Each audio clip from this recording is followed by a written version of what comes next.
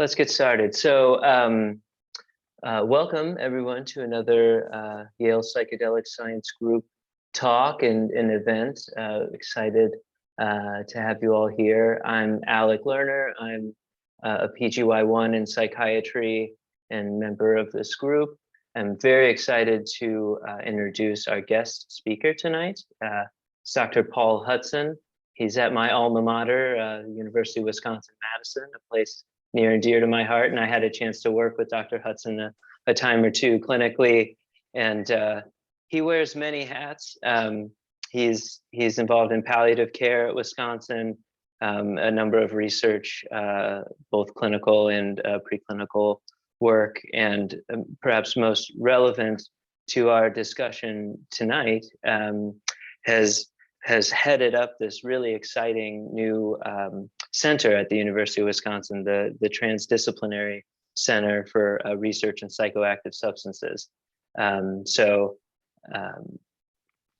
We'll give him time to tell you all about this awesome center and other work they're doing, clinical and basic science as well. And Paul, he can speak for himself, but would love for this to be very interactive. People can unmute as they will. If you have questions or comments, don't hesitate to put things in the chat or unmute yourself and ask questions, or use the raise hand function, whatever is your preference. So I'll turn it over to Dr. Hutson. He'll have time for his talk, and then will also be some protected time towards the end for more open Q&A. So thanks again for being here, and welcome to the Yale Psychedelic Science Group. Thank you, Alec. I'm going to share my screen and try to start the slideshow. There we go. Do I have a full screen of slide? Yes, looks good. Okay, great. Well, thank everybody for joining me on a Monday evening. It is blissfully warm outside today. We got up into the low 40s, so it was almost spring-like here today. But I'm honored to be here. You've got a couple of other folks from the University of Wisconsin coming in the next few weeks. You've got Lucas Rickert and Cody Wenther. And I'm going to basically presume that you know how psychedelic studies are run, that you have a sense of the kind of screening, the kind of preparation that goes into the set and then the setting.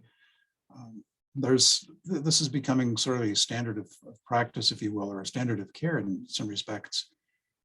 So what I wanted to kind of touch on, because it seemed to be a matter of interest, was the process that we went through to get our psychedelic center approved here at the University of Wisconsin Madison.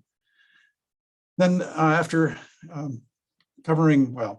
touching on that and answering any questions about that, I wanted to really get a discussion going about psychedelic risk mitigation. And then if we have time, just kind of throw out into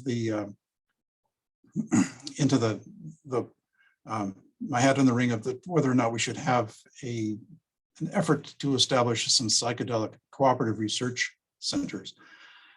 This would be similar to the cancer centers, such as the Eastern Cooperative Oncology Group or the Southwest Oncology Group, and so on. So maybe get a discussion on that going, or at least be thinking about it. I think the time may come for that. But let's get going here. And again, as Alex said, if you have any questions, please unmute and jump in, or he'll be watching the chat or your hands being raised, and will let me know if there's something that I should stop and we should chat. So no disclosures here. I am not getting any money from psychedelic related companies other than research that we are going to be doing, we think, in some phase 1 studies I'll get to in a bit. Now, this was a slide that I showed several months ago, and it's out of date already, but it gives you a sense of the number of studies that are currently underway in the United States here for psilocybin. So other than cannabis, the psilocybin is the psychoactive drug that is getting the most in terms of clinical studies.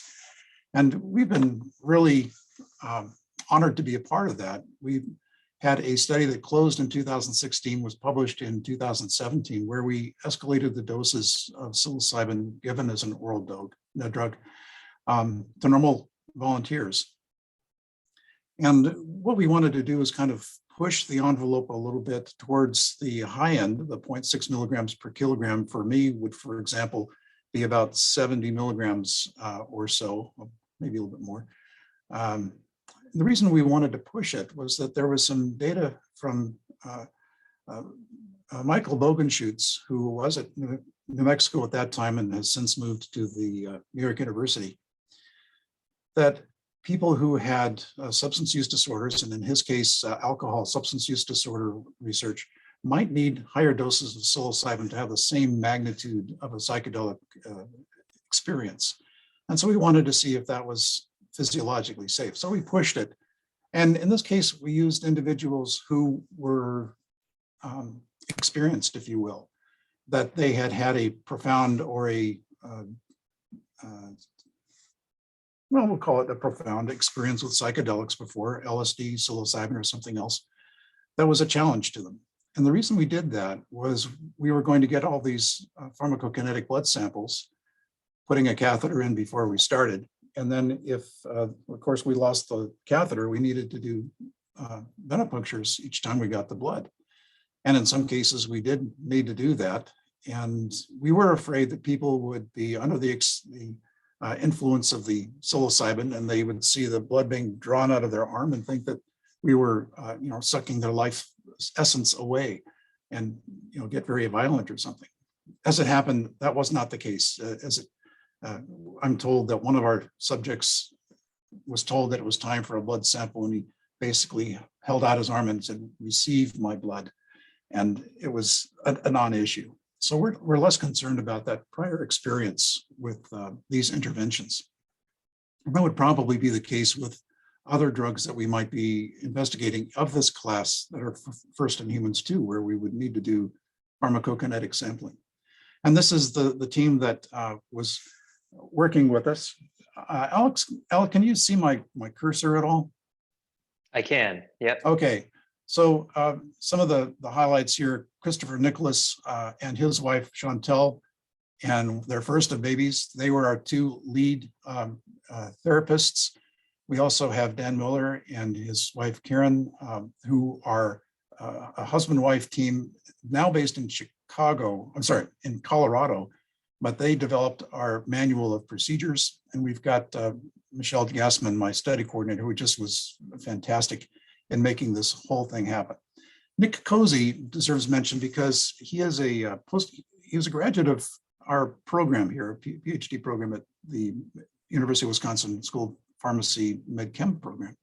Did a postdoc with David Nichols at Purdue, and then came back after a short stint on the East Coast, and actually was making the psilocybin for us. And I think, frankly, you at Yale have been the benefactors of some of the Nick Cozy synthesized psilocybin. I don't know if you still have any left, but my understanding is that the last stuff that he made here at the University of Wisconsin went to Yale. So I hope you're enjoying it, or well, not you, but the program. But he has basically defined the purity of the stuff. It's as pure as the driven snow here in Wisconsin. I see I've got a chat. Is there something? Jordan Solshower is saying we've used it, so excellent. Excellent. Yeah.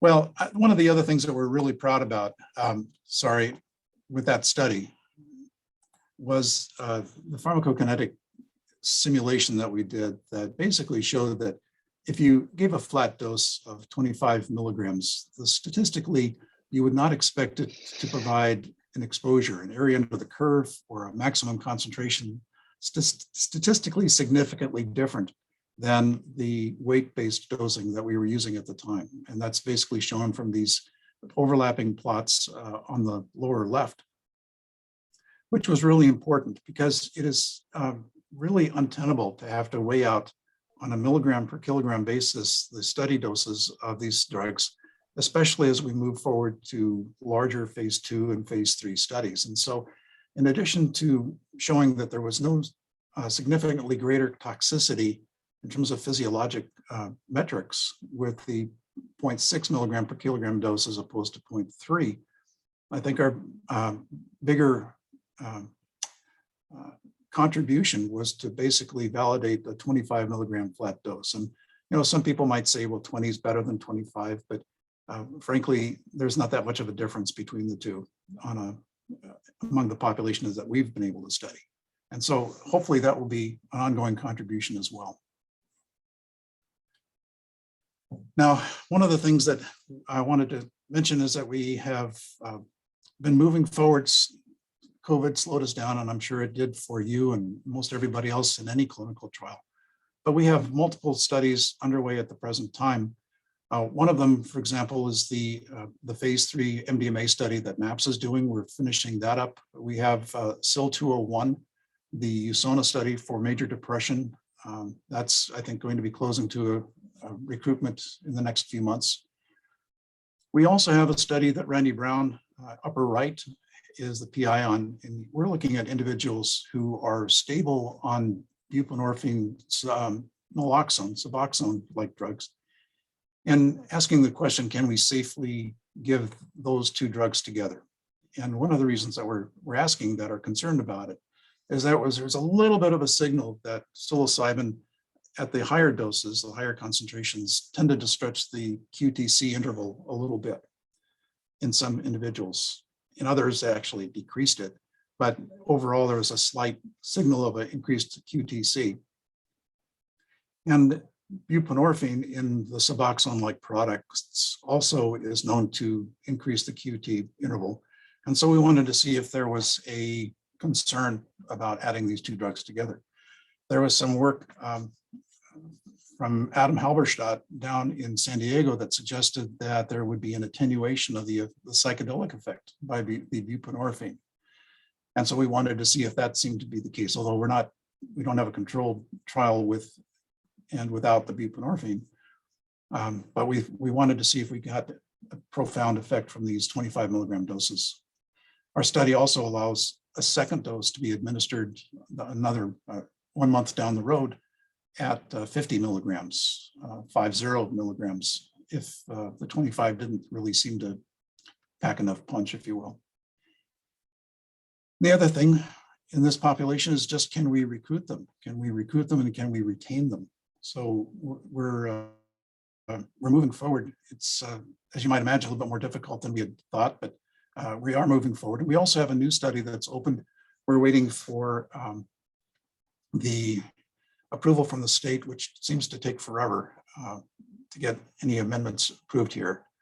But the methamphetamine use disorder study is going to be very similar to that of the opioid use disorder study. And so we're hoping that that's going to be, again, a good demonstration that we can do this in this population. And then we've got a couple of first-in-human studies that we're looking at as being a clinical site. So we're really excited about that. And again, this is a team effort. I'm the director of the center because I'm near retirement age, and if things came off the rails, I could go off into retirement. Everybody else is sort of protected. But I'm supported by a fantastic group of individuals. Randy Brown, an addictionologist, family medicine background, NIH funded. Christopher Nicholas is our lead trainer, and he and his wife Chantal are actually international level trainers for not only MAPS, but also the Beckley Foundation, and are essential to our program. We also have others that are that have come more recently into this this whole mix, and I think that that's one of the advantages of the center, is that people have started realizing that this is going on and are getting involved. Now, Chuck Razan is a psychiatrist that came to us from Arizona. He's also a consultant with USONA. I'm the chair of their scientific advisory board, and he came up with this fantastic idea called the RECAP study. And he and Matthew Banks and Cody Winther, who you will hear from in a few weeks, came up with this fantastic protocol that raises the question, what what is the benefit, the therapeutic benefit of a psychedelic experience if you can't remember it?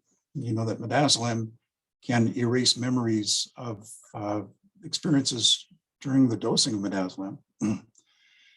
And so we're doing a study in normal volunteers that we call the recap study to see if we can basically erase the memory of the psychedelic experience. And if we can, then the next step would be to take patients with depression to see if when giving both midazolam and psilocybin, they have a psychedelic experience, they don't remember it. Do they still have a antidepressant effect of the psilocybin? So that study is currently underway, and we're trying to figure out how best to dose the midazolam because it's not going, frankly, like we thought. But we have other translational work going on with Matt Banks, working with Cody Wenther. We've got high density EEGs that we're doing during recap.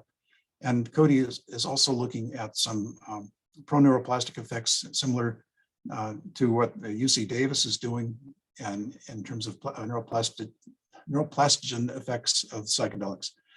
And Cody is also looking at a poiesis study. I'm going to leave it to him to describe, but he's looking at the effects of culture and self-identity interacting with the environment of a psychedelic experience. In other words, should we be modifying our study environment based on self-identity and culture? And so that's really exciting work that he's doing, reaching out to the community, which is one of the things that we're really trying to emphasize with our center. I'll get into that a little bit more down the road. You're going to hear from Luke Rickert as well. He is on our executive committee as well as on multiple other resources, including the master's program.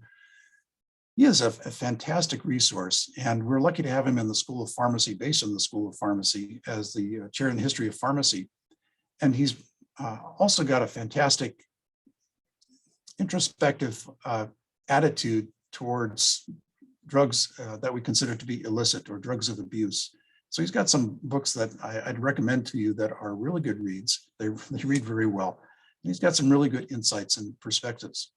We've also recently hired in the past few years Natalie Schmitz, a pharmacist from the University of Minnesota, a PharmD PhD, who has an interest in cannabinoids, served as a dispensing pharmacist in one of the dispensaries in Minnesota. They require a pharmacist to be there at medical dispensing sites within Minnesota. And then Ed Elder is a fantastic resource here in the School of Pharmacy in what we call the Z Experiment Station, Pharmaceutical Experiment Station. And his laboratory basically provides quality assurance certificate of analyses for primarily, oral formulations, topical formulations, and actually several companies. We validated Nick Cozy's psilocybin through Ed, got the certificate of analysis for our studies, and they weighed out the capsules for us. But they're also doing some work with other new entries into the psychedelic space. And so it's a fantastic resource. And he's also another Boy Scout volunteer like I am. So we see each other outside of work as well. We also have John Dunn, who's a scholar in Buddhist studies and religious studies. Giulio Tononi, internationally known for his work with the hypothesis of the function of sleep and the integration of consciousness.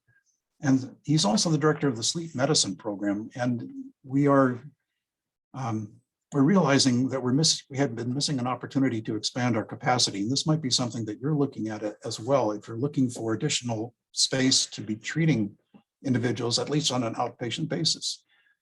There are a lot of people that go to our University of Wisconsin Sleep Research Laboratory to be diagnosed or to rule out sleep apnea, right? So that's an overnight activity. And if you've got studies that are just taking place during the day, those rooms may not be used. They may not, or they may be available to you to be used for your outpatient psychedelic study. So we're looking forward to getting DEA approval for those additional sites at the new address. And we've got some clever ideas as well about what we might be doing with research there. A couple of other individuals that are constituting our executive board or advisory board for the center, Alberto Vargas from Mexico and the faculty of the Latin American, Caribbean, and Iberian Studies. He and his graduate students have some very strong connections with various tribes and ethnic groups within not only the border of Mexico and the United States, but also in Central America. And so one of the things that we're looking for from him is the ability to understand better and to attract representatives from these tribal groups, these cultural groups, for us to better understand not only how to integrate these into indigenous ceremonies, but also how we can avoid the psychedelic tourism that seems to be a problem with ayahuasca, with the Sonoran toads, and others. Simon Goldberg is with the School of Education in Counseling Psych and very active with mindfulness. And we're hoping that we can build upon our counseling psychology program or graduate program by bringing in some of these individuals into our center's clinical activities as a way to expand the number of individuals that can serve as guides, given their background, their graduate training. And then Jess Reed, interestingly, in the College of Agriculture and Life Sciences, is actually with dairy science, but he has been an advocate for looking at various natural products and has come up with a novel product for oral dosing and oral film. So we've got quite the reason I'm going through these individuals is not to sort of be boasting or nattering on, but to give you a sense of the scope of the kind of people that we're bringing in to this center. It's not just the clinicians that I started with. And so why are we doing this? We're trying to expand our basic research capacity, as you might imagine, but I think everybody is. But we're also trying to establish a better collaboration in the various forms of scholarly work. And that includes not just the clinical research or the basic research in vitro or in animal work, but also within the liberal arts. One of our big focuses is trying to better understand how to serve the underserved groups. And I'll get back to that in a second. I've mentioned scholarship, have here scholarships and postdoctoral support, trying to develop a funding process where we can support some of the graduates that are coming into the neurological sciences program. Cody's very much involved with that. You can describe that more. Community educational outreach. We're looking at harm reduction events down the road. We've already had one symposium that we put on for over 2 days last November, very well received by the community. And we've had some feedback that one of the things that the center can do is to improve our educational processes to the lay public, to give the public a better understanding of what the psychedelics have been shown to do and what they have not been shown to do, and what kind of safety issues to be concerned about. Because with all the hype that there is, the generally very positive information coming out about psychedelics, one would think that it's already been approved by the FDA and that it's magical and everybody that gets it is no longer depressed and has a happy life ever after, which is certainly not the case. We haven't even finished phase 2 studies, let alone gone into phase 3 studies. And yes, it is extremely exciting. And I'm sure that you're all excited as well. But the fact remains that these anecdotal reports and these early reports of phase 1 studies are not yet able to justify the widespread adoption of these as a given fact. However, you know that MDMA and psilocybin have both been given breakthrough drug status by the FDA, which is a process by which the FDA can facilitate the development of a drug. They will help you. Sometimes, well, for most drugs, you would go to the FDA and you would have to say, can we do this? And they would say yes.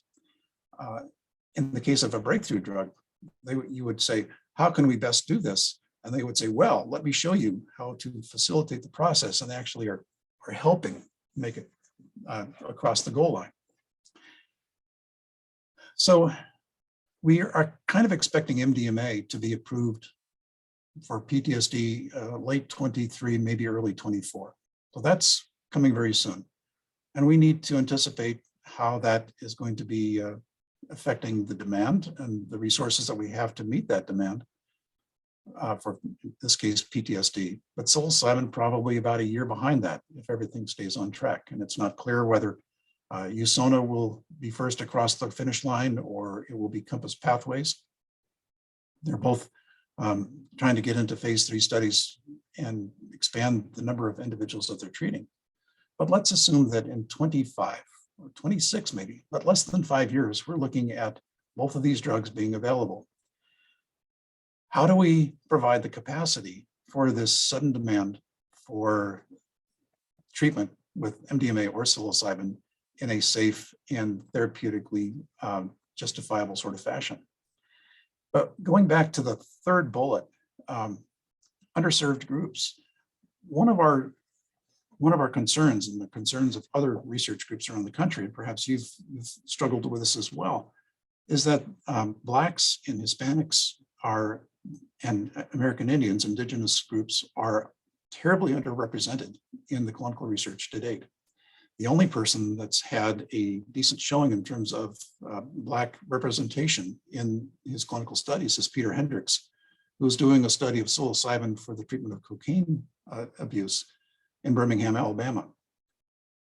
But even in Baltimore, Maryland, where Johns Hopkins has been doing its research, they tend to run only about 5% of their individuals as Black.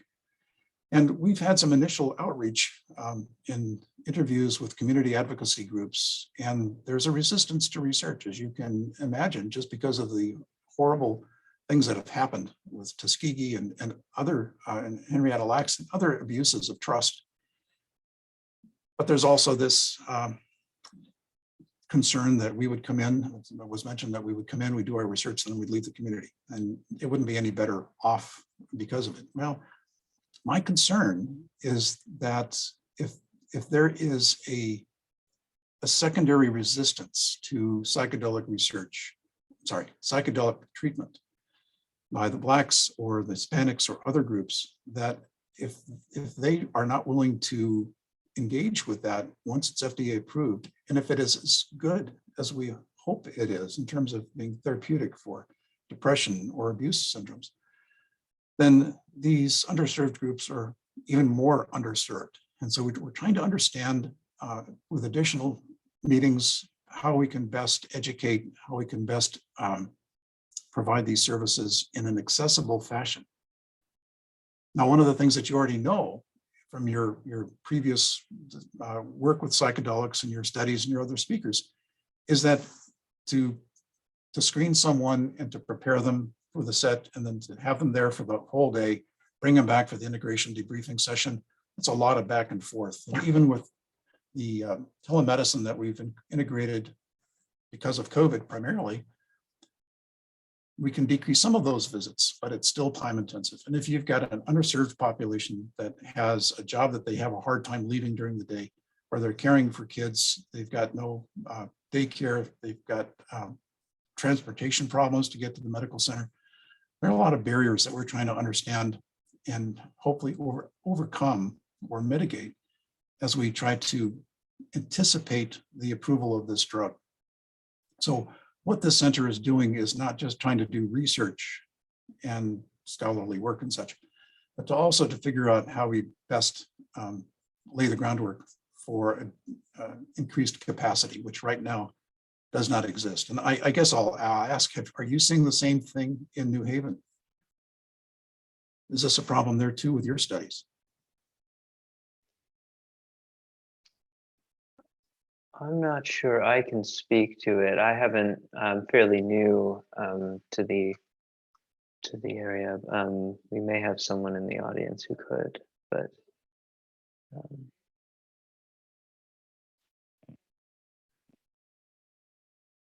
well, if you get any, oh, Jordan's coming on here. yeah. Hey, Paul. Hey, Jordan. The question was whether we're having issues with diversity in our examples, or yeah, I mean, I think we're having similar demographics as in other places from what I've seen so far in the study that I ran. the VA hospital for depression. It was about similar, about 83% Caucasian. Mhm.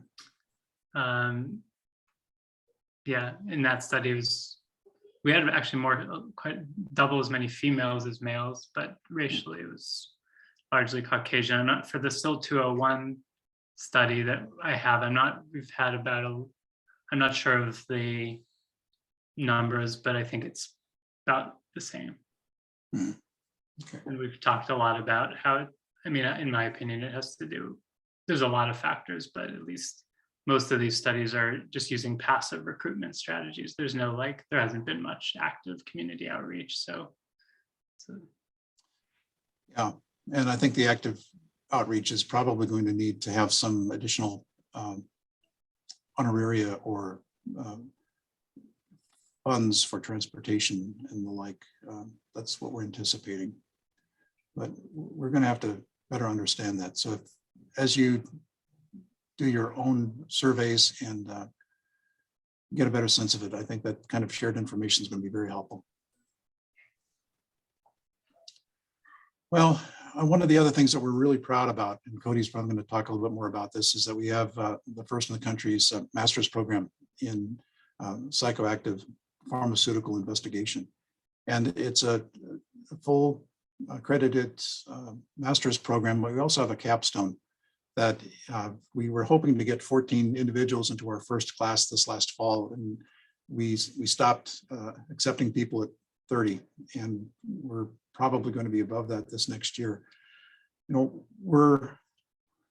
We've got a curriculum that I think has credibility, and the capstone is kind of given here in the pink, or the components that are included in the capstone.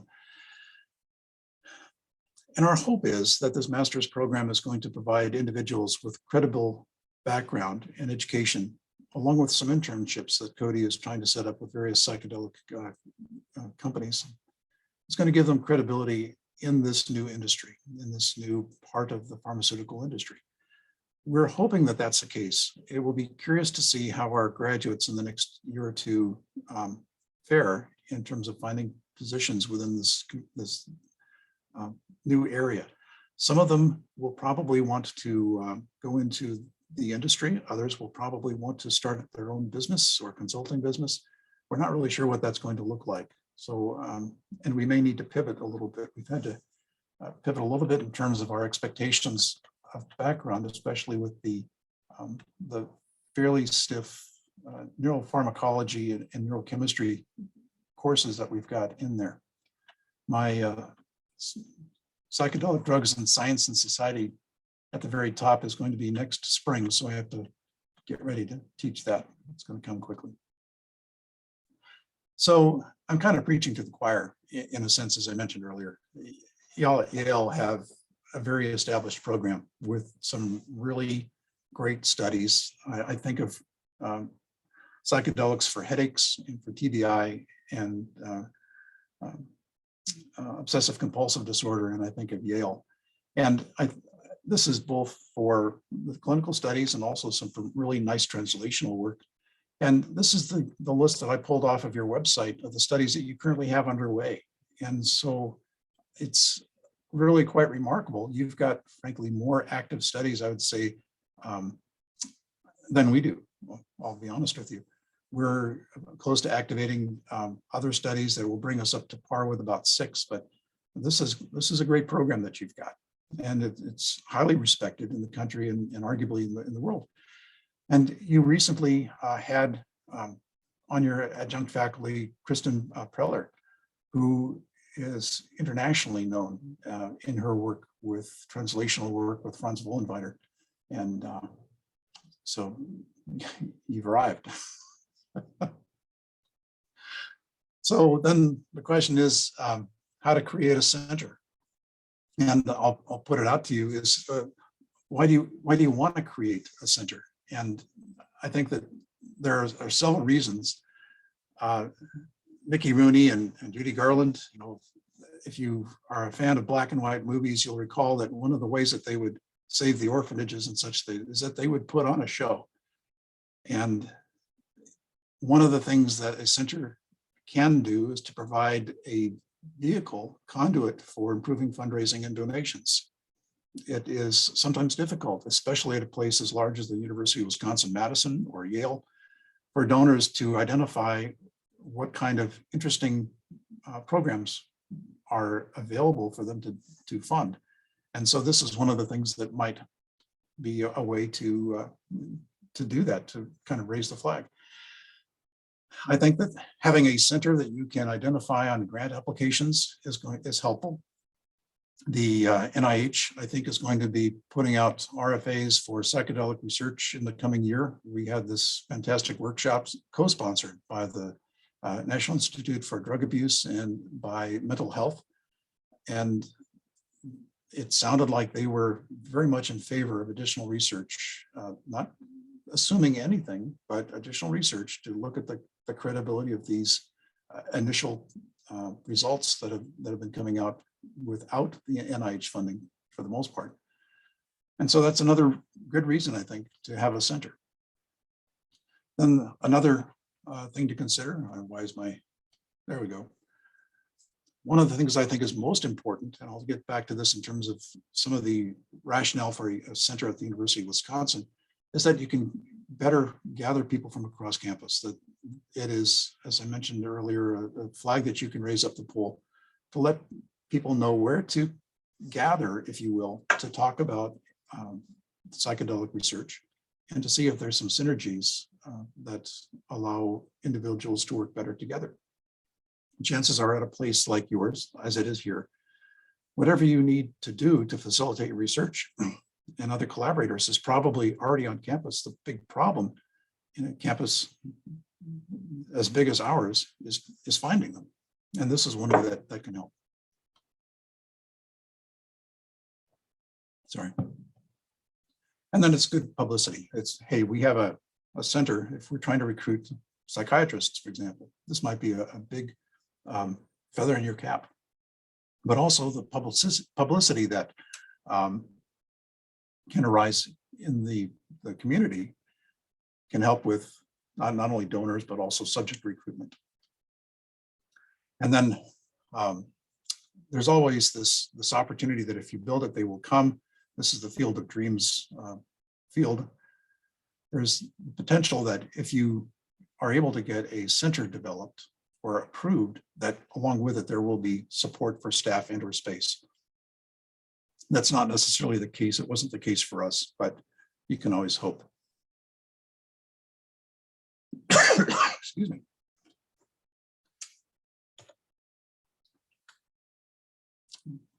My computer's getting a little bit pokey. There we go. So you're probably already aware of some of these other psychedelic centers. There are probably some others that I missed. The Johns Hopkins, I think, was the first. New York University has their psychedelic medicine that recently has been supported by major grants from MindMed and even USONA.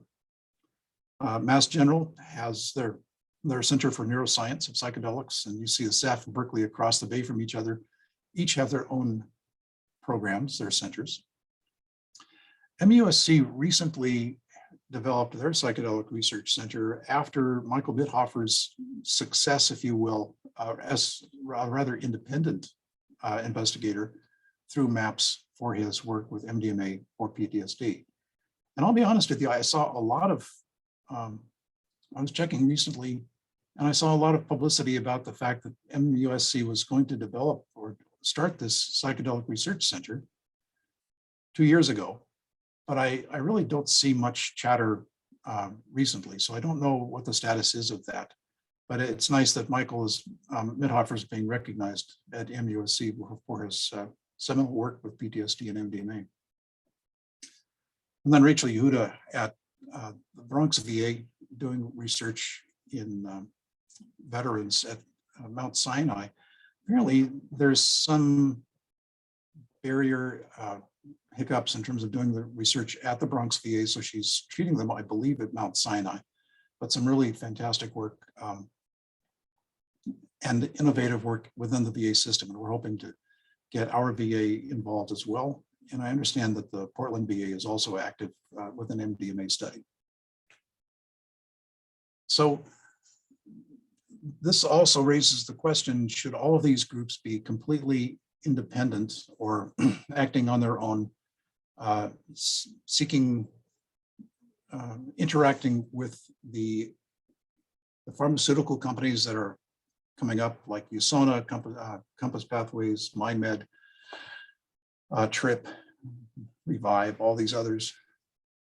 Or should we be working more collaboratively and getting a more consistent approach to treatment and providing a more widespread, diverse opportunity for these pharmaceutical companies to do their much larger phase 3 studies? Because the phase 3 studies are going to be very difficult to do in the numbers that they need to with the current haphazard approach to trying to find study sites, my opinion. So I think there's an advantage in trying to coordinate these groups.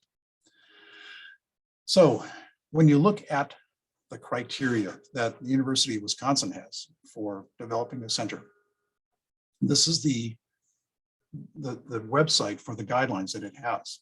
I looked for Yale's and I didn't really find any. And that may be that I just didn't look very well.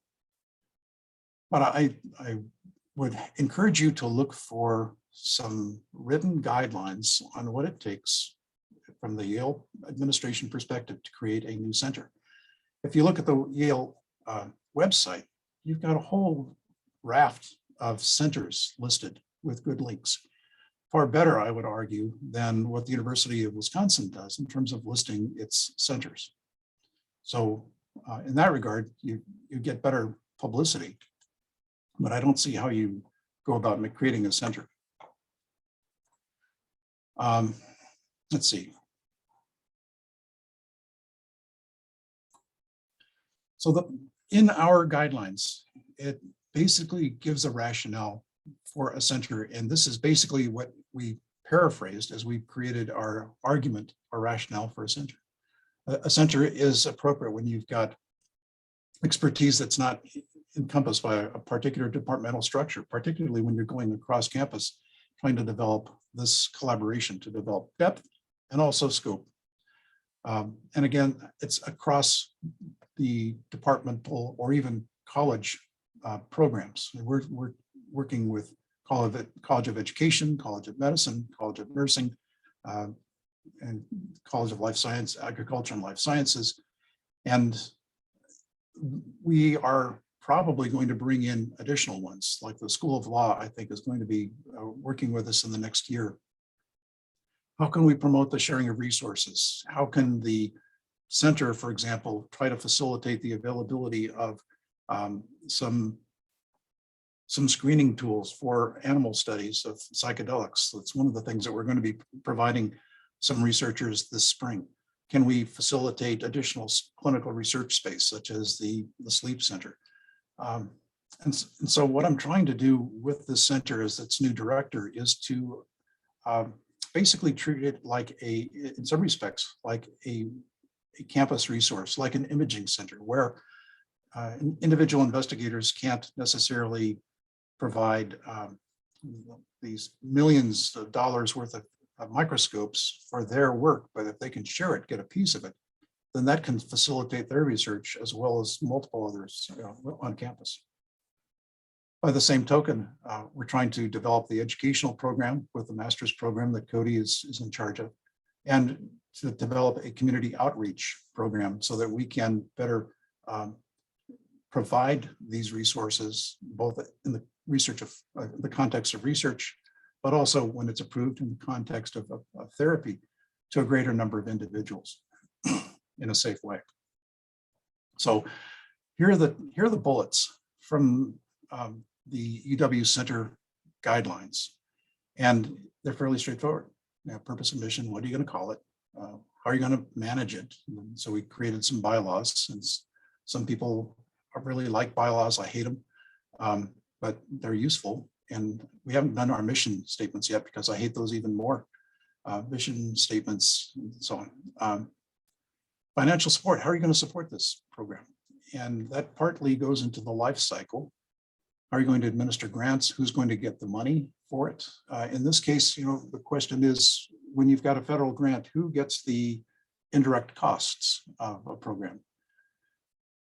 And the way we've basically structured it is that the indirect costs will go to the principal investigators division. So if somebody from the School of Medicine gets an R01, then they keep the indirect costs. And frankly, the center doesn't get anything. Ideally, they would be factoring in, for example, a fee for the use of the study room that we've got. But frankly, we have not really decided how much we're going to be charging for the room and possible long-term staffing. I'm the director. I have my administrative assistant that I had before the center was created. So there's really no staffing changes. But ideally, what we would like to do is to develop a funding process where we can provide study coordinators or regulatory support to individuals who are trying to develop various studies with psychedelics. I currently hold the IND for psilocybin on campus. Multiple individuals have DEA licenses, including Cody, but I'm one of them. So we can facilitate people that want to have access to study drugs, in particular psilocybin. The other thing that is important to do as you're developing the center is to get endorsements from the various individuals, the leaders on campus, for example, the deans of the various colleges. And it may not be that every dean really is keen on your center. In our case, there were a couple of deans that were really rather lukewarm about us creating a center. And so in my letter asking for a letter from them, I basically asked them to indicate whether they were aware of any overlap of this center with other components on campus. And that's really all the guidelines technically say. And that's another reason why, if you've got some guidelines for creating centers at Yale, you should really follow them by the letter, because that's all I really needed from these guys that were lukewarm about the center. And hopefully they're going to warm up. But I just needed a statement saying, yeah, we're not really aware of anything that this conflicts with, period. And then life cycle. What happens, and how do you decide how long this center goes? And basically, I said that if this program is not self-supporting within 5 years, that we will consider closing it. And part of that depends on how much money a director requires to be doing this, what kind of support we critically need for staffing in terms of regulatory support. And it may be that as we get into NIH funding opportunities, we can better include the center and its general resources in those funding lines. To be honest, when we did this, we did not ask for any money. We did not ask for any space. And so I think it was fairly easy for the university to let us do that. These are the steps that we went through, and sort of got the people that we knew were working in this area together and had an interest in it. And we said, okay, let's create a center. And in our case, the center, the clinical studies that we have underway were underway before the center was created. In the same fashion that at Yale, you've got these 6 studies underway without having a center. And so the question is a center required for you to do these studies? Obviously, no, but there may be some advantages in somewhat indirect or indirect fashion to creating a center. It might be that it makes an NIH grant a little bit more impressive to have that. We had to create the bylaws. As I mentioned, we had to demonstrate what kind of governance we would have. And then we had to go through the various divisions within the School of Pharmacy, which is the home of this center, basically because I was the first director, and we felt that there was more support within the School of Pharmacy than some of the other divisions on campus. And as you might imagine, some departmental approvals, various groups within the school accepting this, the Academic Planning Council, which governs academic programs within the school, giving it the thumbs up. But at the same time, contacting some people that I knew at the on the hill, if you will, at the University Campus Administration Building. This is what we're thinking. Do you see any problems with this? This is the way we'd approach it. We're not kind of coming off the rails. We're not doing a Timothy Leary on you. And they said, sure, fine. So as I mentioned, we needed to get these letters out to individuals and at least get the indication that there was no duplication. It was reviewed by the university's Academic Planning Council, and that went well, and they approved it. And what they approved was the UW Center for Translational Research in Psychoactive Substances, which after it was approved, a friend of mine in the chancellor's office noticed that the acronym was whisk trips. And he thought, that's not going to fly. The optics are just bad there. So we went back and changed it to the UW Translational Center for Research in Psychoactive Substance, which gives an acronym that is just worthless. And it was approved. So the question is, can anybody on this call maybe reflect on how this process might differ at Yale? It's a private university, so do you have a sense of how it might differ?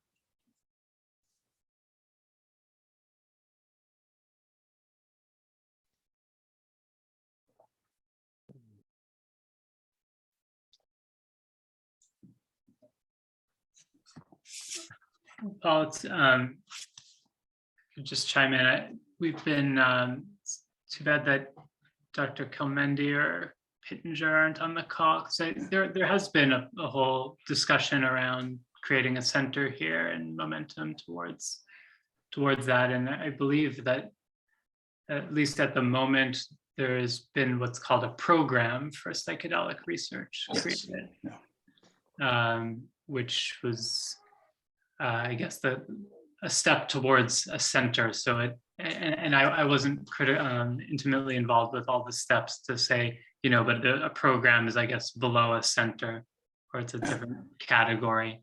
So I think it was in whatever discussions were being had, creating a program was where things landed for now. And I actually don't know the exact distinctions between a program and a center, but and if you needed a certain funding level to create a center, I'm not sure, but this has been a discussion that's been going on here around, creating a center, doing exactly to be able to do some of the things that you're talking about, to have interdisciplinary collaboration and a hub for everything. And I do believe there is plans to have a space as well for these studies to take place, because now it's been, in different places around campus. And so there's some momentum towards centralizing resources to run these studies. What kind of resources are you trying to centralize? Well, I know one thing, in my opinion, it would be awesome to centralize the recruitment process, and even, all the administrative and research staff that work on these studies, that do intakes and could funnel participants to the right studies. And if you do an intake, one person would know all the different studies, and I think that could really make the process easier. Good point. Do you think that you've got, with these 6 studies, enough inquiries coming in to justify that kind of a resource? I think so. Yeah. I know we get a lot of inquiries for these studies. Yeah, and it's amazing the screen out rate as well. It's really quite high. Yeah, and those studies from the YPSG website are even maybe now outdated. There's been a DMT study with Dr. D'Souza, and I know there's more studies planned. That's right, the DMT study. I did hear about that. Sorry, should have added that. The guy drinks with them. That one, and I know there's more. Some phase 2, some other another OCD study, another alcohol use study. So there's lots going on. So the question is, if this is a shared resource on campus, if this is something that is going to be is focused on your clinical studies, then I think that you can make the argument that there is perhaps some efficiency in parsing out, doing the sorting hat of which studies they might go into, or at least, getting their name and getting back to them later when you do have another study. So that's really exciting that you've got all that going on. And you also, go ahead. I was just going to ask it, the transdisciplinary side of things. I think that is like really interesting. And of course, like Yale is, like most universities, there's all sorts of different departments and wonderful researchers. And I wonder, like I'm not too familiar with these other centers like at Johns Hopkins or NYU or any of the others, but is the transdisciplinary focus, and especially including some of these like social sciences and humanities and such, is that fairly unique to Wisconsin, or have you noticed or learned about that in other places? And if so, like what kind of fruit has been born from that collaboration thus far? I think that it is one of the fundamental differences about the Wisconsin Center. To call it the Transdisciplinary Center for Research in Psychoactive Substances just is really awkward. It's just really long, but it is really important. This transdisciplinary component of it, we feel, is what distinguishes it, quite honestly, from the other centers. We've got, as I mentioned, individuals who are looking at Iberian and Latin studies in Central America and Mexico, actually working with the Yaqui tribe in the Sonora. And, it doesn't necessarily impact our work for depression or our pharmacokinetic studies, but we feel that it's an important component of what we're trying to do in this space. And what we're particularly interested in, and I don't know about the indigenous population in Connecticut, but we've got quite a few tribes from the Ojibwa to the Oneida, the Ho-Chunk, that we would like to evaluate whether or not we might be able to coordinate some clinical studies where we're using their healers, their shaman, as part of in their own ceremonies, adding the psilocybin, as opposed to bringing them down to Madison and treating them in a much more formal Anglo sort of fashion. It's not necessarily clear to us that our way is better, and it might be that there's better results using the native ceremony, but a ceremony it should be regardless.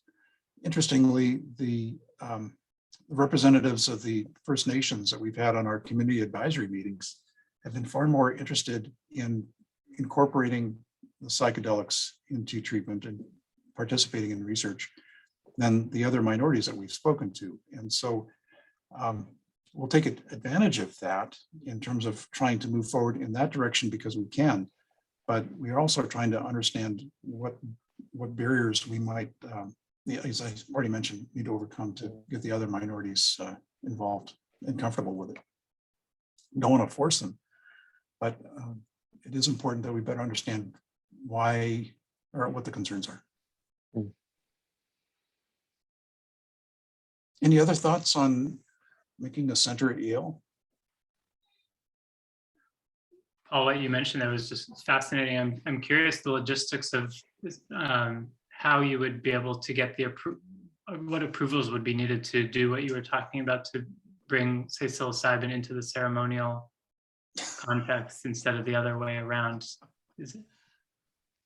Well, it sounds like that's a perfect way to navigate some of the cultural divides, but I'm curious about the regulatory aspects of doing that. Well, I am too. If they're on reservations, I'm not sure. I was actually at a gun safety class with my local DEA agents down on the same table, and so we need to chat about whether or not their jurisdiction applies to the Indian nations. Every time you have a new place where you're going to store scheduled drugs, whether it's a Schedule I like psilocybin or morphine, you need to have a DEA approval for that address. So for example, we're doing research here at the School of Pharmacy. Across the street is the University Hospital. I needed to get DEA registrations and state authorizations for both addresses. And I'm going to have to do the same for the sleep center. I'm not I'm going to have a new address for the health center in the Oneida Nation. I don't know if we're going to be forced to do the ceremonies there at that health center, or if there's going to be some portability, like you would be able to pick up a prescription for morphine and take it home, or take it to your business and take your medicine at your business. So I'm going to have to look into that. I'm hoping that there's some flexibility. We had an interest in a subperceptible dose of psilocybin study with daily dosing.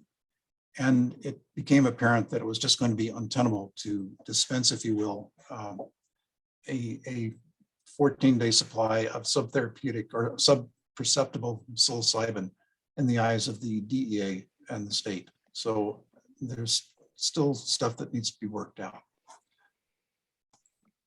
And Paul, there's a question in the chat here about wanting to hear a little more about your center's interaction with the sleep medicine group.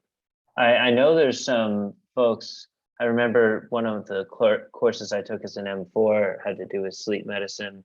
And there was a lot of consciousness research going on within the sleep medicine department, you know, as loosely defined as consciousness research is, as funny as it even sounds to say. Nevertheless, I'm curious, and Godfrey Perlson asked this question, so.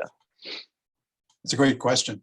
And we are just beginning our conversations about what that protocol would look like with Dr. Tononi.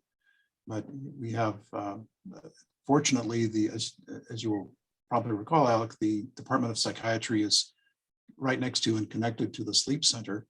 And Dr. Tononi is a psychiatrist in charge of the sleep center. So we're hoping that that will have some nice synergies moving forward that we haven't had in the past.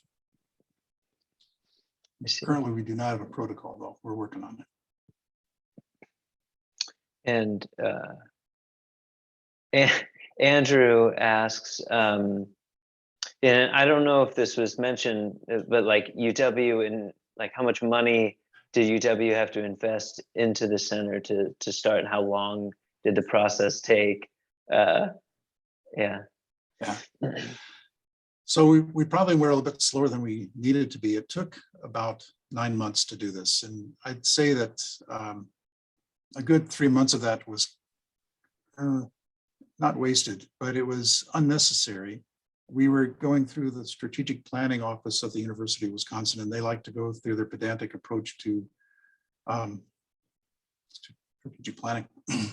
And, you know, we looked at the guidelines that the university had, and we thought, well, let's just answer these bullet points instead of doing the strategic planning stuff, and we can get the center approved. And we basically were trying to get our shingle out there.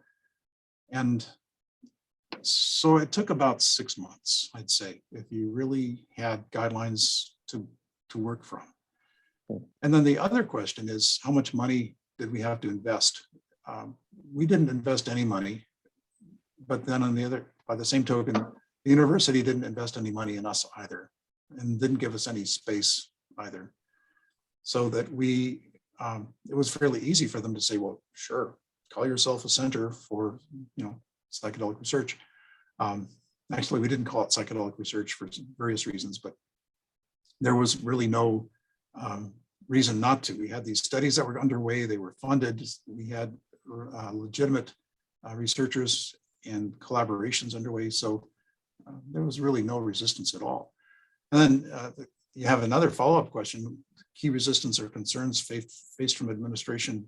I think given the financial state of the University of Wisconsin, which is really hurting, that it was, we kind of knew up front that we were not going to get any money for the center, that there was, given that we did not have federal funding for any of these studies and the indirect costs that come with the federal funding, we didn't think that we were likely to get much support in terms of staffing, for example.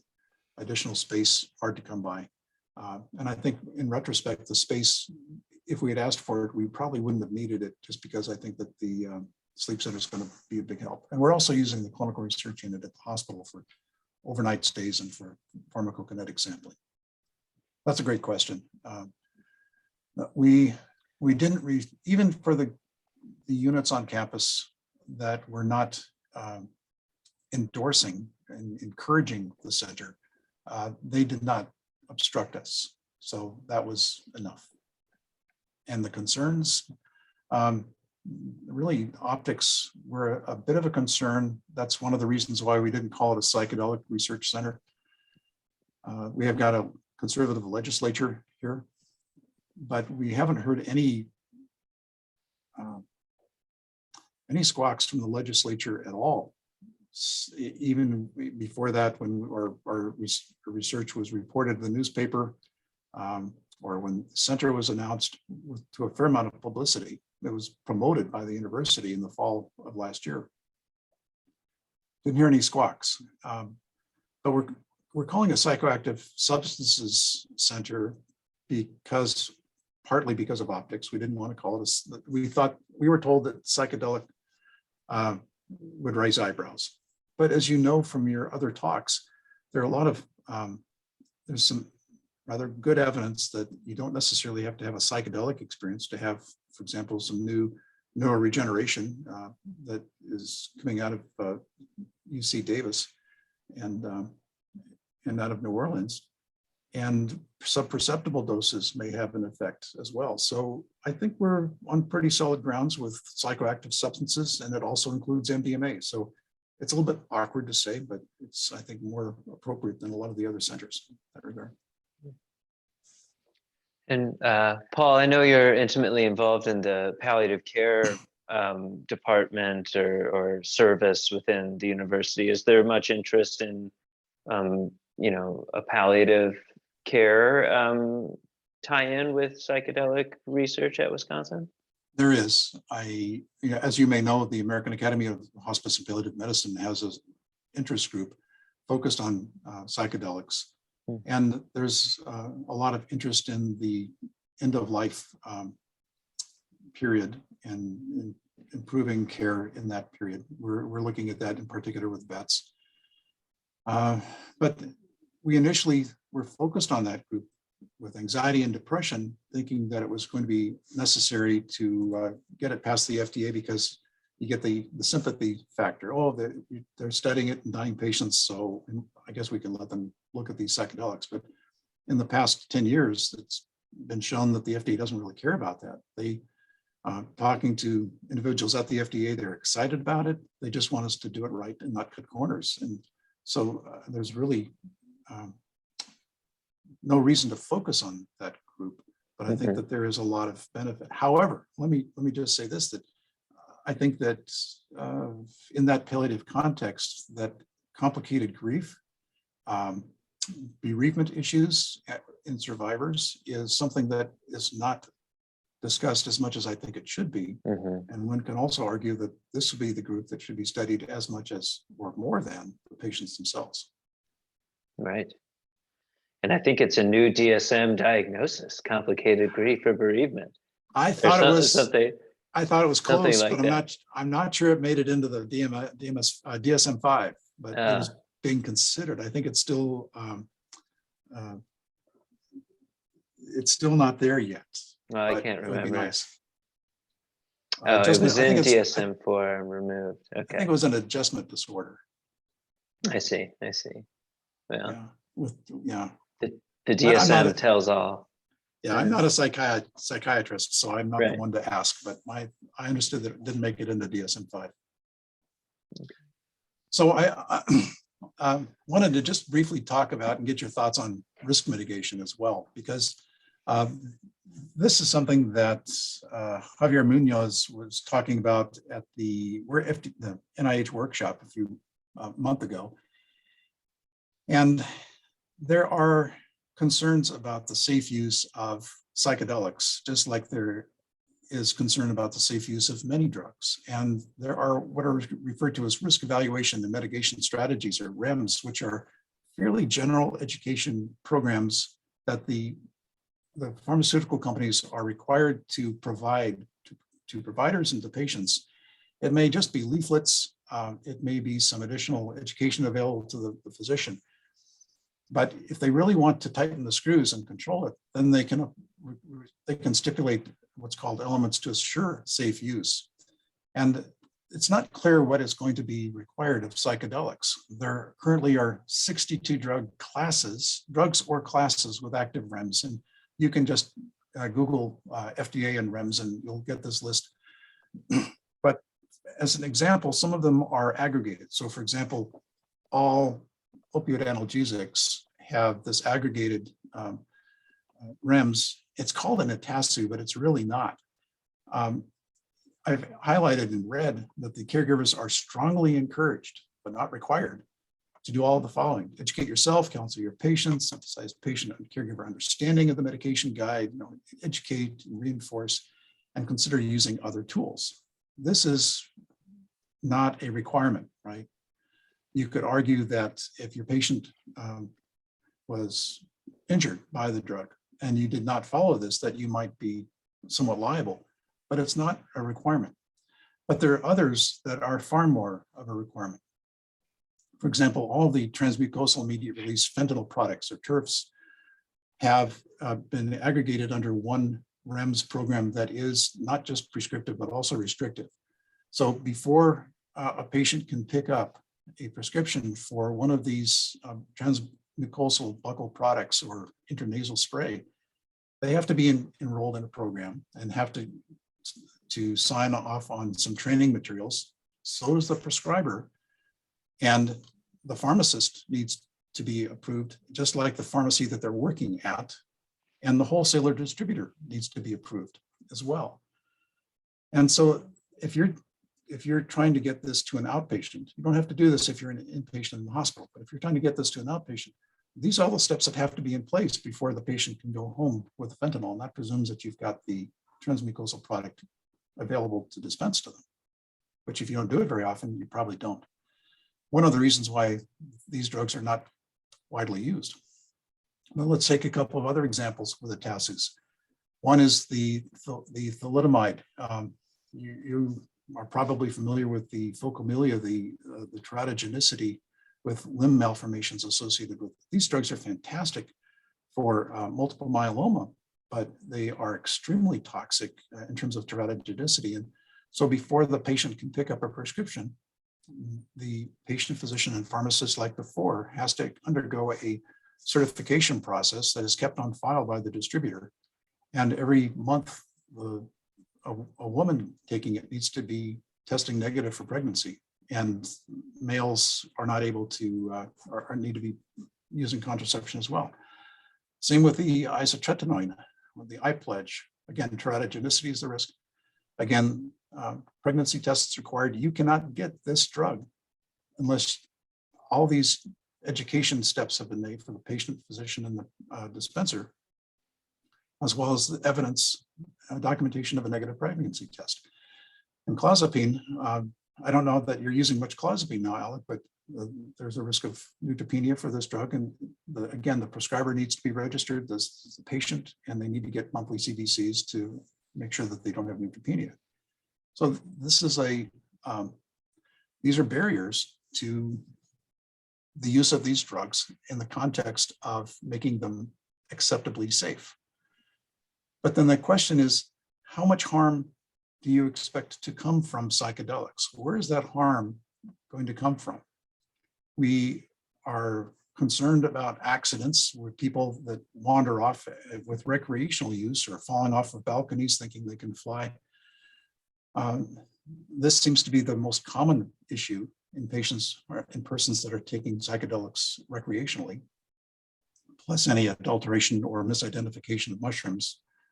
But when we're dealing with the therapeutic context of psychedelics, as described by Matt Johnson in his 2008 paper, we're going through a fairly standardized approach that is somewhat accepted across the community here. We're probably doing it in a fashion very similar to what you're doing at Yale. We're screening the patients. We've got screening for schizophrenia and psychosis, bipolar disorder, mania, excluding first-degree relatives, giving them a mini or a skid to look at that. And if they're acceptable, they get roughly 6 hours of preparation, the set, typically split episodes. They're attended during the dosing session for 8 hours, sometimes more. In the MDMA study, we're attending them for overnight. We've got a night attendant. Then you bring them back. So how great is the risk if we're doing that? And then the question is, can we dial this back? How much of this do we really need? And the question is a balance between what is increasing or maintaining the safety of this treatment, as opposed to what is making it effective. And I think that there are a lot of people that are trying to make this more efficient by cutting some of these corners, but it's not clear how many of those corners you can cut before you start seeing a drop off in the therapeutic benefit of these components of the set and setting and such. And you've got experience with this already, and I'm sure you're asking the same question. Do we really need an MD, PhD, and another mental health professional in the room, or can we just attend individuals who are getting a psychedelic like psilocybin and just protect them and keep them safe and reassure them? What are your thoughts on that? I didn't realize that there was like MD or PhD, like that's real, that it would have to be at least one of the facilitators would require that. Those letters after their name. Yeah. I mean, that's incredibly limiting and doesn't seem to be necessary. I think having a medical person, someone with medical training and ability to respond to an emergency within, on call is reasonable, but that seems like such a huge barrier to accessibility and meeting the demand, among many others. Yes. And there are two different levels, right? You've got the psilocybin, where you're basically letting the medication, for the most part, do the work by itself and having some encouragement and anxiety, addressing anxiety.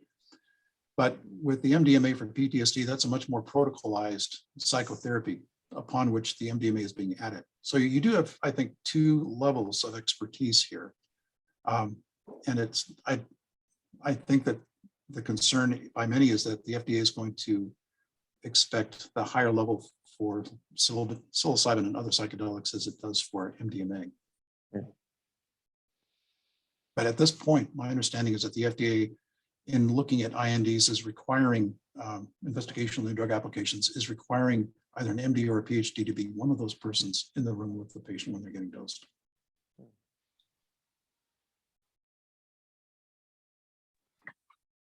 Paul, I do know that MAPS pushed back against that and actually won a case for at least one of their studies, and now has permission to use the master's level clinician as the primary therapist with an MD backup. So Available. I know that, yeah. So I know that was actually a big thing that they wanted. That's important for access down the road, for sure. And I was part of one of many clinicians who signed a letter to the FDA about that. Even so, when these are approved and the demand is going to be more like a tidal wave than a rising tide, it's going to be a struggle to have the number of facilitators available to handle this. And I know that MAPS has a training program, but not everybody in that training program has gone through the clinical phase of attending a session or two. And it's been a while since they've gone through training in many cases. So I don't know how we're going to do it, quite honestly. Yeah. Is that going to be an angle of the center as well, as more studies and more clinical work is underway in the years to come, that you would be a site for training, like regional? Because certainly Wisconsin seems to be the only one in the Midwest. Would that be? Could it be a regional training hub? Well, we've considered that. I think it's probably premature, given the timeline for FDA approval, to have the people training and not have a session to go sit in. The other thing that we're looking at is state credentialing. What kind of credential should the state have for people that are going to serve as facilitators. And I know that Oregon is looking at this, but one can argue that just as I need to be sort of credentialed as a pharmacist in Wisconsin, and a psychologist needs to be credentialed, social worker, cosmetologist needs to be credentialed. Somebody who is attending these individuals taking a psychedelic, and certainly those taking MDMA, arguably should have some credential. And it may be that it doesn't mean necessarily that they've got an MD or a PhD or any other set of letters, but they have some set of credentials that we define. And I think that that MAPS is looking at that, Oregon's looking at that, but I don't think we're at any point unanimous in terms of what that should look like. Unfortunately, if MDMA is approved in 2023, it's going to come quickly, and all of a sudden the states are going to realize that we don't really have a way of authorizing these individuals to do this from a state level, at a state level, even if the FDA says that you can have a master's level person in the room. The states are probably going to react and say, well, we need to define what these credentials are. So I think that is one of those areas where the academic centers, as well as MAPS, Usona Compass Pathways, should be working together to try to come together and provide a sort of a universal set of expectations across the country. I'm not sure we have that kind of cooperation yet. And then, do we even need a REMS? If we do need a REMS, if we do want to control what kind of people are going to be attending individuals that are taking therapeutic doses of psilocybin or other psychedelics, then what does that say about the safety of psilocybin mushrooms or psilocybin mushrooms? If they're that unsafe that we need to have two individuals sitting with them and all this prep and this debriefing, then is there a legitimate call for the recreational use of psilocybin? What do you think?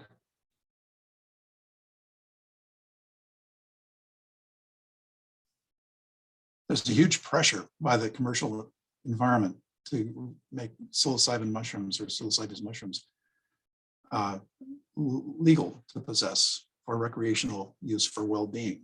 Right? Billions of dollars going into this. And I think the assumption is that, like cannabis, it's going to be that this pressure will eventually lead to this recreational use. And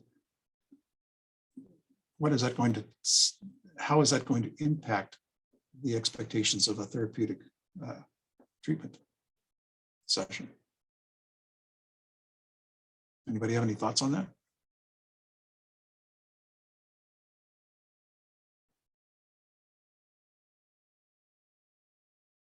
There's some that probably know people who have used psilocybin mushrooms recreationally. I have not, so I don't have a good sense of the relative danger, but we screen people pretty carefully before we give them therapeutic doses of psilocybin.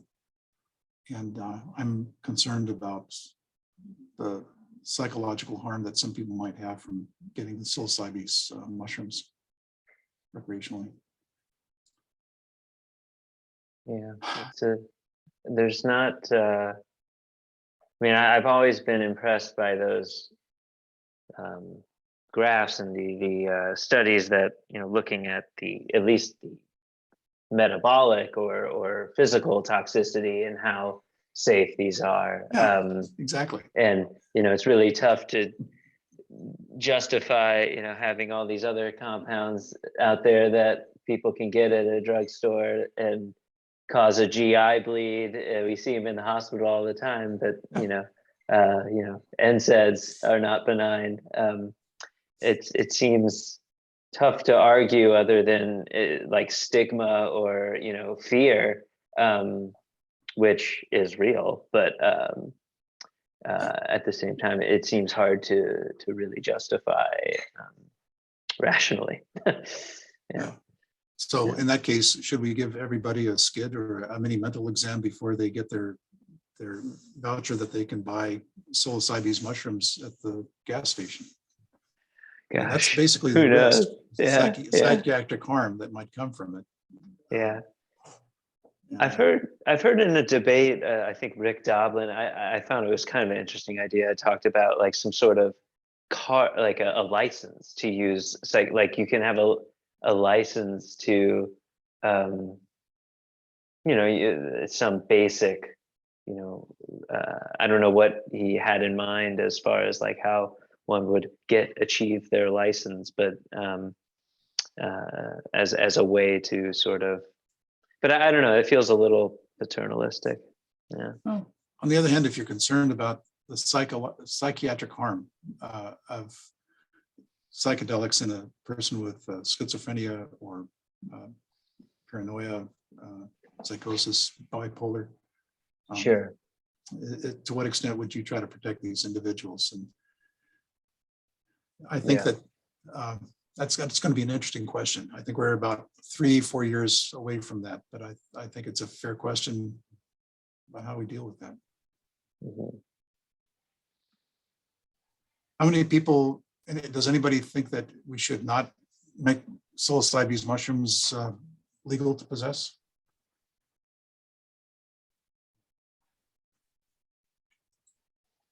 I think there's a risk. My name's Lindsay. I actually Lindsay. am an undergrad at Wake Forest University. I'm a senior, and I'm doing research right now on medical claims of CBD. And I'm seeing that a lot of companies are making super extreme and false therapeutic and medical claims. So I think a big risk factor of recreational use of psilocybin is companies trying to market it inappropriately, and it can kind of be overused or abused by people who aren't looking for certain outcomes, and can kind of create a bad stereotype in terms of research and things like that. That's a very good point, Lindsay. I agree. And I just realized, sort of lost track of time here. We're at 7:30 Eastern, so this is the assigned end of the call. So I wanted to just raise that up. But one sec here. And there's some great comments. Yeah. I'm not sure that they need to be addressed, but just to acknowledge some really great comments in the chat. Yes. I think this is a thought on right when you would need someone to administer like Ativan or even, I wonder, like another medication if someone was acutely dysregulated to a point that they were a danger to themselves. You would need someone medically qualified. We have risperidone ODT available for that kind of context, but to my knowledge, no one has ever had to break into these rescue drug boxes other than for the Tylenol for the headaches that you're already familiar with. So I'm trying to encourage, and as we move forward in our studies, to get rid of that emergency drug box, because I think it is misleadingly inflammatory. Yeah. Well, and go training, ahead. Are you getting any formal training in psychedelics at Yale, Alec? No, but it's something that I have some ideas about making a distinction track in psychotherapy through the residency program, and then within that, perhaps trying to have some sort of formalization of psychedelic assisted therapy. And Jordan's asking a question that I've thought a lot about. If you have the time, Paul, to get in, it could be a long discussion that maybe we could continue when Cody is on. But the ethical considerations with the psilocybin midazolam study, this notion of erasure of precious memory, and even causing, I've thought about, a trauma that you can't remember if the experience was traumatic, and now you've somaticized or you just live in this eerie place of having had an experience that you can't recall. What, I'm sure y'all have thought about this and talked about it. Where are you at with that? Yeah, that's, we hope that there is a therapeutic, well, we don't know how these drugs are working. Is it a conscious experience that you recall, or is it a more fundamental, boring neuropharmacologic rewiring of your brain, a reset, if you will, of the DFN or DMN? If you take that you need to recall your experiences and be able to process them and to deal with those demons that you encountered and understand what they mean to you, then sure, if you've experienced them but then cannot process it later, then you can argue that there's potential harm that can come from that. We have pondered that.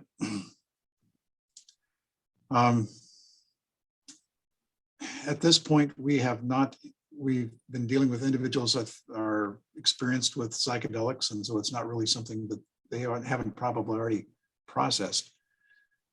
But we are concerned about it. Quite honestly, we're having a hard time getting even with the anesthesiologist there squirting the midazolam in, we're having a hard time erasing the memory.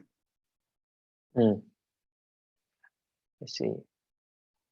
But I'd be interested to hear what Cody says, because he's in many respects even more closely aligned with the assessment instruments that are being used for the study. Yeah, I think he's coming to talk in April. Good.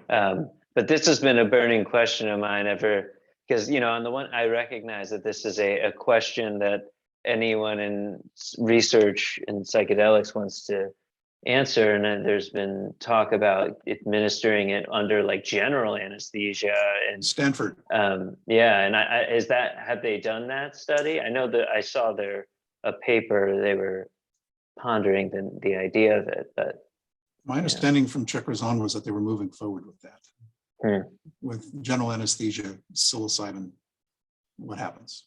Yeah, it's murky water, but do other people have thoughts on that? And I recognize we're going over, so no hard feelings if you bow out. And Paul as well, you've been generous with your time.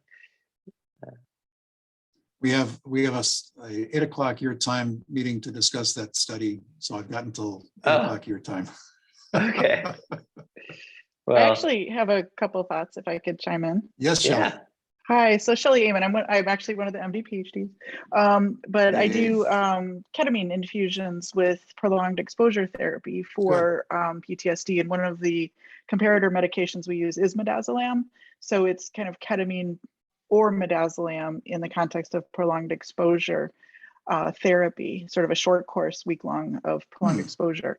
One of the things that we've pondered, and I don't know that I have any answers, but one of the things we've pondered was if you have the midazolam, we found that in either case, the prolonged exposure is working. Does the ketamine make it work better than the comparator? But we found with midazolam, people often go to sleep. And we're like, if they're still being woken to see their scripts and things happening, what processing is taking place in the context of they've slept through part of the study? So how much are they reconsolidating, or are they actually forming memories better? We didn't see like primary outcome in that, but that was just one of the things. Is midazolam a good comparator for this? Maybe we should be using something else like niacin that gives flushing in the body so they feel like something happened, because when you get ketamine, you feel like something has happened. So you kind of lose the blind otherwise if you don't have some kind of conscious experience of it. So it's something that we've pondered as well, not so much kind of the safety issues that you're talking about, but the memory reconsolidation and, what is ketamine doing, and can it do it while you're sleeping too? It's kind of cool. Like, do you have to remember the therapy to have the therapy work? I mean, it's kind of the same questions that have come up with us as well. And I had one other comment that I wanted to make too about the kind of having the licensed provider available. When this moves to broader, sort of a broader audience, when we get more patients and clients in doing this kind of therapy, this is whenever you expand a study from the initial research trials is when you start to see the rare events. And unfortunately, the rare events are the scary ones where things go wrong, but we don't see it until our numbers increase. So it's, I hear what you're saying about, is it necessary to have the licensed provider? But on the other hand, you'd hate to have the arrest in the middle of it that may be medically unrelated, but unable to do something about, and then shut the study down. So it might, I know it's kind of worst case scenario, but when you get to large numbers, that's where those things start to pop up sporadically. So it's, on the other hand, I can kind of see the other side of the argument too, a little bit. Even with ketamine, I usually can talk people down. I don't usually even need to give a benzo like Ativan or anything else. We have IV access, so I could do that fairly quickly. Usually talking to them is good enough, and I can kind of bring them back down in a controlled way. I think I was in one study in the last several years where we actually had to stop it because of kind of a psychotic K-holing experience that they went through. But otherwise, it's generally pretty safe, it seems like. More it's blood pressure issues with ketamine, but it's not the same with psilocybin. Well, we see a little bump in the pressure, as you know. We're not sure if that's just the excitement of the experience or if it's a pharmacologic effect.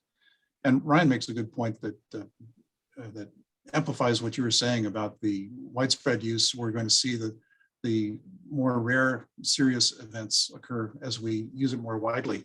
An argument that, again, we don't want to prematurely open this up and assume that it's as safe as it appears to be in these controlled settings, because we're screening people really tightly right now. We, as you already know, we have a really high, as you do, exclusion rate. And so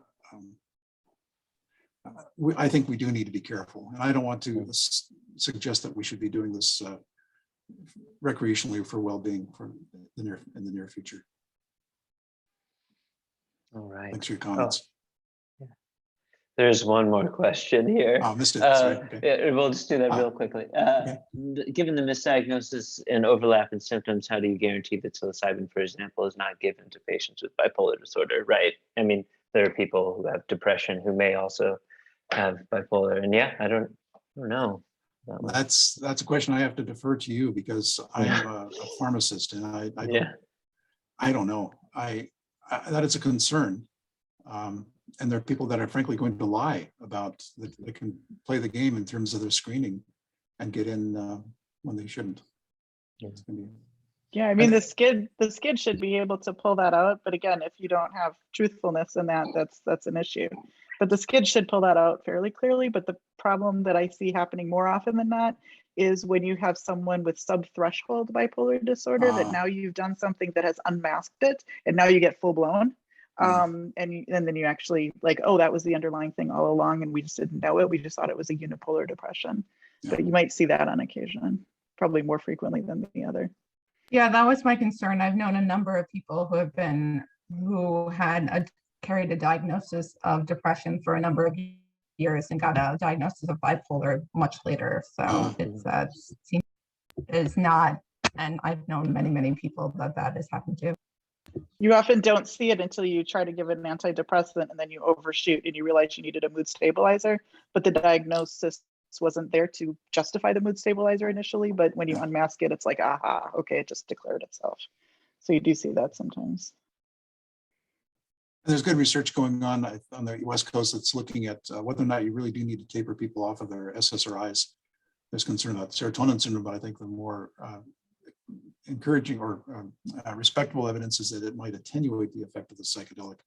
But that tapering complicates therapy a lot, and slows it down by weeks or even a month. Just a quick comment about the bipolar is that, I mean, that is an area that actually does require safety studying, because we actually don't know the safety profile of psilocybin in bipolar disorder, because most studies were just understandably conservative to date and just ruled it out, but there isn't really much. It hasn't been looked at very closely.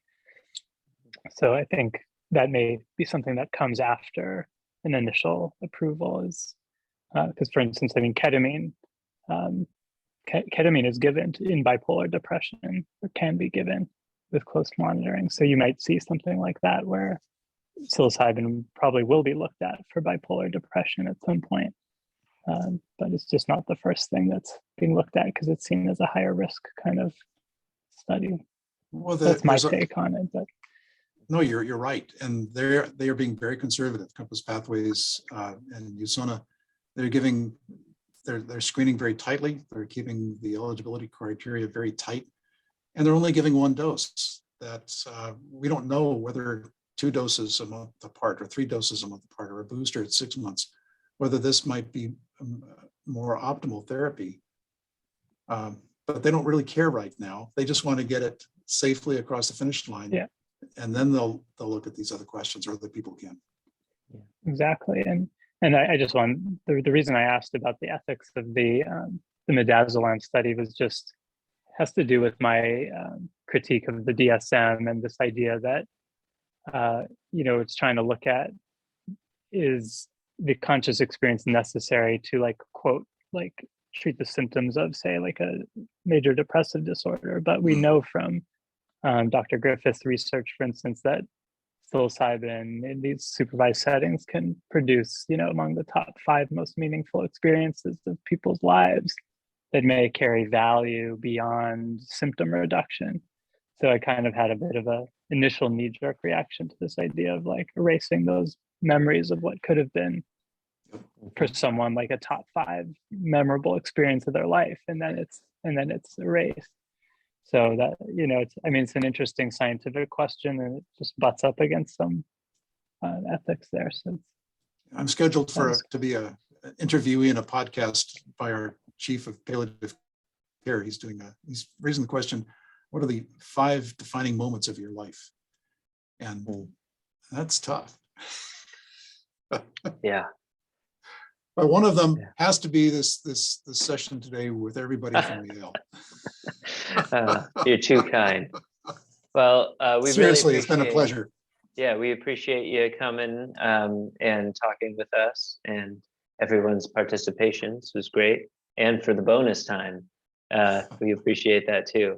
I think Lucas or Dr. Reichert's talking March, I think the 24th, and then about a month later, Cody went there. So we'll get to hear some more about what's going on at the center. So, well, if it's okay, I may join you, because we'd love that. Yeah. I love listening to these guys talk, and I learn something every time. And unfortunately, at my age, I'm not sure how much of it is new and how much of it I'm just forgetting. Right on. What positions are you recruiting for? We're not recruiting for any positions right now, but we are. I think that we're going to have to anticipate